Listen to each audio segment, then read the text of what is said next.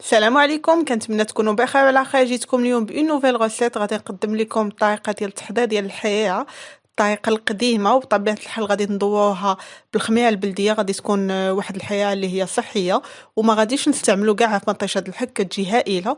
وكيمكن لكم انكم نتوما تحكموا بالتقوليه ديالها، لا بغيتوها تجيكم ثقيله ولا تجيكم خفيفه كيف ما بغيتو. فنبداو لا فيديو، ولكن قبل، الا كنتو اول مره كتشاهدوا ان فيديو ديالي، ما تنساوش انكم تابوناو وتضغطوا على الجرس باش دائما توصلوا بالجديد. فكنبداو على بركه الله. هنا الكميه اللي غادي نحتاج باش ندير تقريبا واحد 4 ديال الحياه. كناخذ هنا كيلو ديال المطيشه. من الاحسن تكون مطيشه حمار مزيان. هنا يلاه مطيشه ما كانش حمار مزيان، كل ما كتكون حمار مزيان كتكون حسن. هنا غادي ناخذ واحد 4 المعالق ديال الخميره البلديه اللي كنكون نزلت لها شويه الماء. هنا غادي نحتاج ربيع. بالنسبه للربيع ناخذ الكرفس، المعدنوس والقزبر.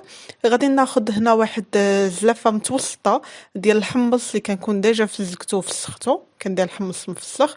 هنا كناخذ واحد 2 معالق كبار ديال الرز اللي كذلك غادي نضيفهم. غادي ناخذ هنا واحد البصيله متوسطه، شويه ديال المكور. بالنسبه للعطايه غادي نحتاج هنا عندي الملحه، البزار واحد نص معلقه د البزار، واحد 4 معلقه ديال السكينجبير، واحد المعلقه ديال الخاقم. وبطبيعه الحال كنحتاج الزيت البلديه. الناس اللي كيفضلوا لو غو ديال السمن، ولا كان متوفر عندكم تزيدوا حتى السمن كيجي هائل. وكذلك ممكن تزيدوا لها حتى تقطعات ديال اللحم. انا كنفضل بالنسبه لرمضان من الاحسن ما نديروش تقطعات ديال اللحم، لحقاش ديجا كنديرو داكشي معمر بالنسبه للفطور فيه الحوت او الدجاج، فما كاينلاش. فهنا كناخذ الكوكوط. غادي نوضع هنا الزيت، تقريبا تمن واحد 2 معالق ديال الزيت البلديه. بالنسبه لكم الا كنتو ديروا زيت المائده ممكن ديروا الزيت العاديه. كانت متوفره عندكم زيت البلديه ممكن ديروها، كيبقى عندكم الاختيار. وغادي نوضع غادي نضيف عفوا البصله مع داك المكور ونحطهم فوق العافيه يتشحاو.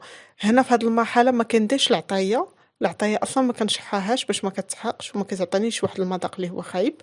فكنشح البصله مع المكور هكا فوق زويته.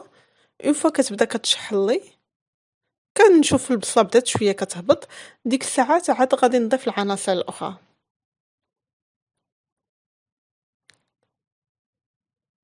فهنا اول حاجه غادي نضيف هي الحمص. بطبيعه الحال الحمص مفسخ. الطريقه التقليديه الناس مكانسه كيديروا الحمص مفسخ، كاين اللي كيدير الحمص هكاك، فكيبقى عندكم الاختيار، ولكن انا كنفضل انه يكون هكا الحمص مفسخ كيجي احسن. ومن بعد غادي نضيف هنا ربيع كامل شديته وقطعته، يعني الكرفس والمعدنوس والقزبر قطعته كامل وخليت واحد الكميه، خليتها ابار اللي غادي نديرها هي الاخرى. وهنا ضفت الكميه كامل تقريبا كامله، حيت منها واحد 8 معالق كبار ديال الربيع اللي حيدتهم. ومن بعد كذلك غادي نضيف العطايه من بعد. فانا كنحاول ما امكن انني نخلط العناصر كامله، وكنكون ديجا دات الماء يطيب لان غادي نضيف الماء طايب. تنكون ديجا ضفت الماء يطيب. هنا كذلك كما كتلاحظوا كنضيف العطايه كامله ديالي، ومن بعد غادي نكب ديك الساعات عليها الماء. العطايه كما تشوفوه ما غاديش نشحاها، يعني اون فوا كنضيف العطايه غادي نضيف ديك الساعات الماء. هنا بين الماء يكون طابلي غادي نضيف الماء كامل وغادي نسد على الكوكوط ونخليها تصفى تمن واحد نص ساعه هكاك. هنا ممكن تضيفوا الماء كتر من القياس اللي درت انا. داك الغلاي كان يلاه كيهز لي هاد الكميه، درت غير هاد الكميه، ولكن ماشي مشكل. من بعد غنعاود نضيف الماء سخون. نتوما اصلا غادي تلاحظوا معايا من بعد غادي نعاود نضيف الماء سخون. فهنا غادي نسد على الكوكوط ونخليها تصفى تقريبا واحد 30 دقيقه. فهنا بالنسبه للمطيشه كنكون غسلتها مزيان، كنحاول ما امكن نحيد لها داك الراس ديالها، وغادي ناخذ غير واحد الطنجره اللي غادي نحط فيها مطيشه طيب.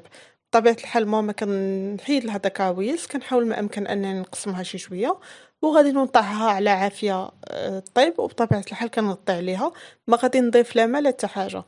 بما كطيب ليا الكوكوط اللي كنخليها تصفى تقريبا واحد نص ساعه، كتكون مطيشه حتى هي ديجا وجدات ليا وطابت لي. هنا من بعد ما طابت مطيشه كما كتشوفها هي كتطلق الماء ديالها. فهنا غادي نهزها وغادي نطحنها. بطبيعه الحال كنطحنها في الطحانه ديال المطيشه. كنستعمل ديك الشبكه اللي كتكون رقيقه كاع، باش هكا ما كتهبط لياش الزايعه ديالها وحتى القشور ما كيهبطوش. وكنبدا كندوزها هكا في الطحانه حتى كنسالي الكميه كامله اللي عندي. هنا من بعد ما دازت 30 دقيقه وهي كتصفى الكوكوط، فكما كتشوفوها الحمص صافي طاب. دابا هنا غادي نضيف مطيشه. بطبيعه الحال المطيشه انا هنا اللي ضفتها ما كانت مازال مطيشه ماشي حماها بزاف. يعني الا لقيتو ديك المطيشه اللي كتكون حماها هي اللي كتجي زوينه في الحياه وكتعطي لا كولور. فهنا ضفت مطيشه وغادي نبدا جالسه كنحاك. وبطبيعه الحال غادي نضيف هنا 2 معالق ديال العوز. هنا عوز اللي ديجا غسلته عاد ديك الساعات كنضيفو وغادي نحاكو غادي نخليه حتى يطيب مزيان. فهنا غادي نحاك باش كتندمج ليا مطيشه كما كتلاحظوها كتبدا تعطي اللون وما حتى كطيب وكتعطينا لا كولور. هنا غادي نضيف الماء بطبيعه الحال الماء اللي يكون سخون. الا كنتو درتو كميه كافيه في الاول ما كاينلاش انكم تضيفوا الماء. انا في الاول ما كنتش درت كميه كافيه ديال الماء. داكشي علاش ضفتو دابا. ونخليها اون فوا تبدا تغلي غادي نبدا نوجد الخميره البلديه باش هكا نضوى بها الحياه. بالنسبه للخميره البلديه كناخد ديك الكاسرونه اللي حكيت فيها مطيشه بلا ما نغسلها بلا والو. غادي نوضع فيها الكميه ديالي ديال الخميره البلديه وغادي نضيف لها الماء اللي يكون شويه دافي. ما يكونش الماء بارد وما يكونش الماء سخون بزاف الماء دافي. وكنبدا كنحاول نطلقها شويه بشويه وانا كنحاك حتى كتطلق ليا مزيان. انا كنحاول ما امكن انني نطلقها مزيان. ممكن كذلك انكم تصفيوها كاين اللي كيبغي يصفيها ولكن ما كاينلاش. تبقاو تطلقوها تزيدوا الماء بشويه بشويه وتبداو تطلقوها حتى كتطلق لكم مزيان. باش من بعد فاش كتضيفوها شويه بشويه حتى هي ما غاديش تضيفوها كميه كامله في دقه واحده. كتضيفوها شويه بشويه باش اول حاجه ما كتكون لكمش. وثاني حاجه تتكون تعرفوا التقوليه اللي بغيتو. هنا كما لاحظتوا اون فوا بدات كتغلى لي الكوكوط الحياه بدات كتغلى. غادي نبدا نضيف الخميره البلديه وانا كنحاك. ما غاديش نوقف من التحاك. كنضيفها شويه بشويه وانا كنحاك.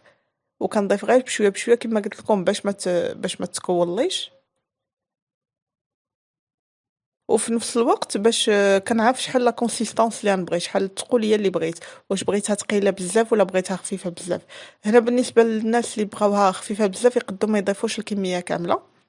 اللي بغاها شويه ثقيله ممكن كاع يزيد حتى اكثر من هاد الكميه ماشي مشكل. فانا كنبقى جالسه كنحاك وكنضيف الخميره البلديه حتى كنوصل للتقوليه اللي بغيت. من بعد غادي نخليها كطيب وهي كطيب وانا كنحاك. هي كطيب وانا كنحاك يعني ما نغفلش عليها. يعني غادي نخليها كطيب وما نجي نبدا نحاكها. ما نغفلش عليها باش هكا ما تلصقليش حتى داك الرز ما يتلصقش. وبطبيعه الحال باش كنعرفوها بانها طابت كنعرفوها على حسب القياس ديال الطياب ديال العوز. اون فوا لقاو العوز طاب يعني حتى هي طابت. هذه الحاجه الاولى. الحاجه الثانيه كذلك باش كنعرفوها طابت ما كتبقاش هذيك الكشكوشه اللي بالفوق كتكون مشات. والمرحله الثالثه كتكون تلصقات لنا شويه من الجناب. هادو هما 3 الحاجات باش كتعرفوا بان الحياه ديالكم صافي وجدات وطيبه ومزيانه. هنا غادي نخليها حتى كتبدا تغلى مزيان. ومن بعد غادي ناخذ داك شويه ديال لابيع اللي كنت خليته في الاول لحقاش قلت لكم ما ضفتش ربيع كامل. هذا غادي نضيفوه هو الاخر. ولكن قبل غادي نوضعوه في المهاز وغادي ندقو. هنا استعملت المهاز لان عندي كميه غير قليله.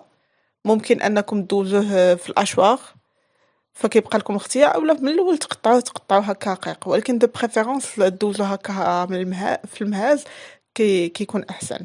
مهم هنا من بعد ما دولته في المهاز غادي نعاود نضيفو على الكوكوط. كما كتلاحظوا هنا دابا صافي طابت لي. كتلاحظوا ان الجناب خلات لي هذاك لاصق في الجناب. وكذلك حتى بالنسبه للكشكوشه ما بقاتليش ديك الكشكوشه. هنا ضفت داك ربيع اللي كان بقى لي ودقيته في المهاز. وهنا هذه هي المرحله اللي بغيتو تضيفوا السمن. بالنسبه اللي بغى يضيف السمن اختياري. بغيتو تضيفوه في هذه المرحله. ما بغيتوش تضيفوه ممكن ديروها كاع بلا سمن. انا هنا غادي نضيف واحد المعلقه صغيره في هذه الكميه كامله. غادي نضيف واحد المعلقه صغيره ديال السمن باش كتعطيني ديك النكهه لذيذه. وغادي نخليها تقريبا واحد 5 دقائق وصافي، غادي نطفي عليها. هي الحياة ديالنا ها واجدة. فهذا هو الشكل النهائي. انا هنا درتها في زليفه وبريزونطيتها هنا مع شويه ديال التمر. كما قلت لكم كتحكموا نتوما في التقوليه اللي بغيتو.